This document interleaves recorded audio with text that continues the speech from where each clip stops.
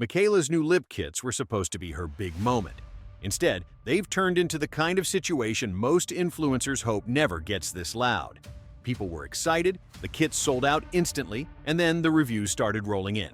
And that's when everything changed. So, let's talk about why this launch has blown up the way it has, and why the complaints keep getting louder every day. But before we begin, don't forget to subscribe, like, and drop a comment if you love this kind of content. Alright, let's dive in.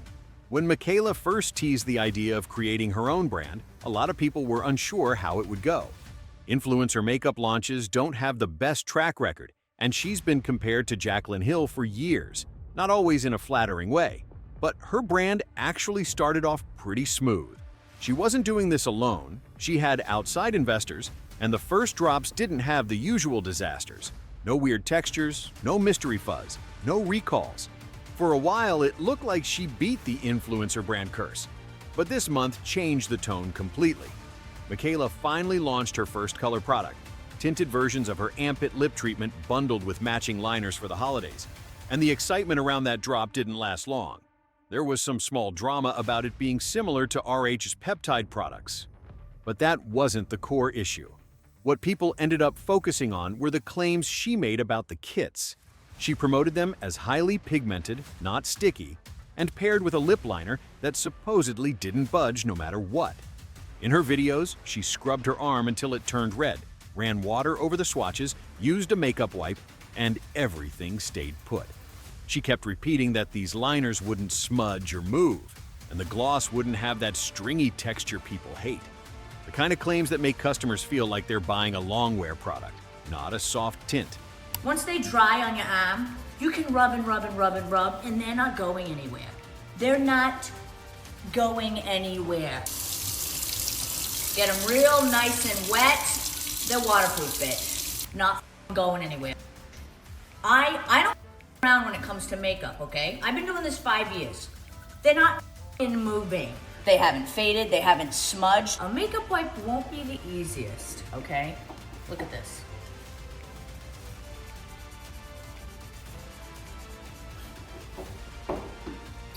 That's a makeup wipe.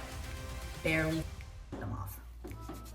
The kits sold out immediately, but once people started receiving them, it became obvious that the pigment wasn't matching what they were seeing in Mikayla's demo. Early reviews showed creators filling in their entire lips with the liner first, just to get the same color payoff she showed on camera. When one creator skipped that step, the gloss looked almost see-through and a little patchy. Her comments were full of people saying the same thing. They expected richer color, because that's how Mikayla described it. More reviewers chimed in with the same experience: sheer pigment, uneven coverage, and a big gap between the product they bought and the product they watched her apply in the promo video. A few creators tried to show a fully honest swatch, even adding, "Maybe you'll like it if you treat it like a lip treatment," which is very different from calling it ultra-pigmented. So this is Contour It in Angel Cake. This is Ampit in Strawberry Shortcake going right on top. Here's the Contour It Lip Pencil in Extra Grenadine. Ampit Shirley Temple going right on top. My last video swatching the new POV lip kits, some people in my comments were offended that I used the lip liner to fill in my lip versus just using it as an outline. So guess what? At the end of the day, my hair is a mess, my makeup is completely expired from the day, but I am for the people. I'm gonna show you right here, right now, what these products look like swatched without using the lip liner to fill in my entire lip. Here's where the second issue comes in: the stickiness. Mikayla said repeatedly that the gloss wasn't sticky, but almost every organic review says otherwise, and it wasn't subtle. Side-by-side videos started circulating where the product literally strings together when the person talks. People called it a pet peeve, others said they couldn't wear it outside the house. Some viewers defended the product, saying influencers were putting too much on, but reviewers pointed out that you almost have to pile it on to get the pigment Mikayla showed. And then there's the commission problem. Many of the glowing reviews were coming from creators who had TikTok shop links to the kits.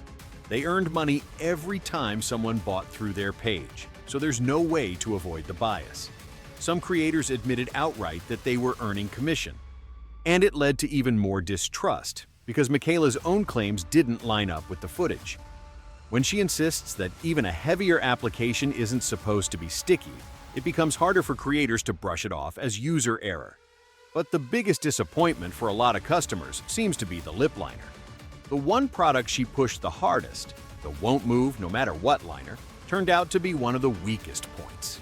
A creator who was genuinely excited to try the kits showed the liner wearing off within 1 hour. Not a small fade, full patches missing. She compared it directly to Mikayla's water and scrub test and wondered how those results were even possible. Her entire comment section was filled with people who had the exact same experience. Some said they thought they applied it wrong. Others said they assumed their batch was bad.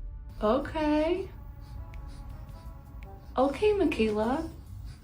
That looks amazing. It's really easy to... That's the best lip line I've ever done. Okay, so first impression of the pencil, really like it. Very easy to use, very smooth, not sticky. I can feel it on my lips, but... Okay, this is the part I'm scared of.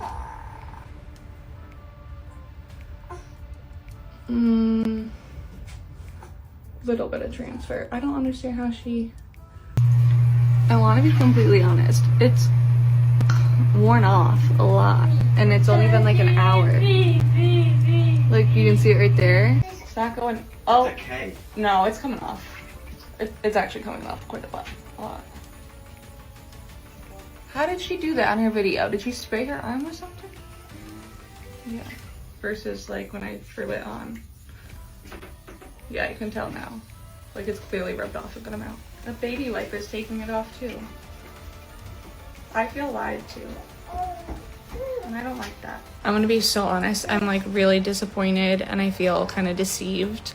And as a young mom with 2 babies in this economy, like, I don't ever treat myself. So this was like gonna be part of my Christmas present. Took a lot for me to spend that kind of money on this. And I just feel like it was wasted.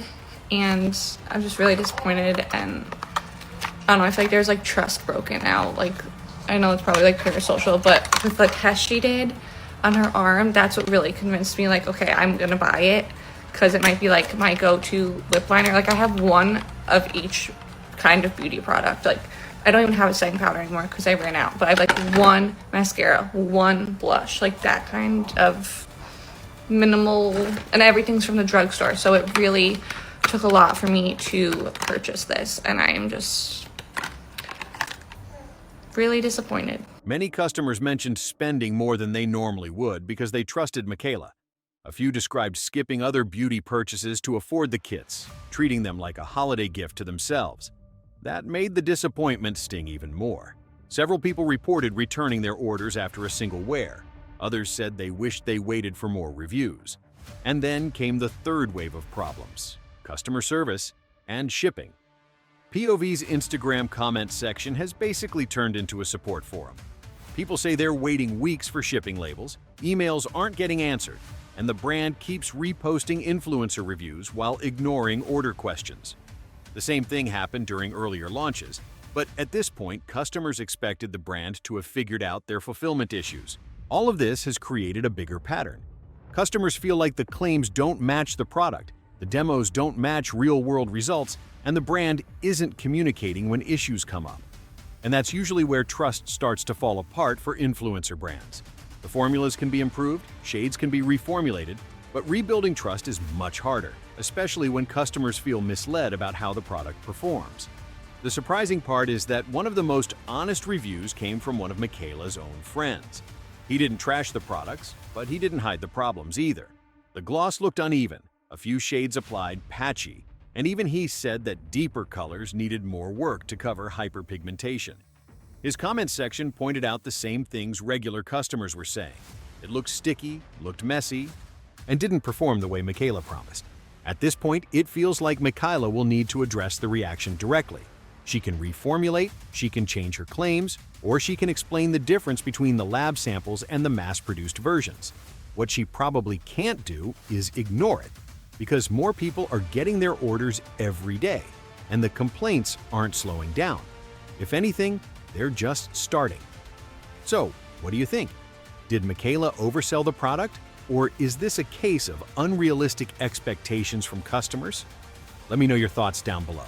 And don't forget to subscribe so you don't miss the next breakdown.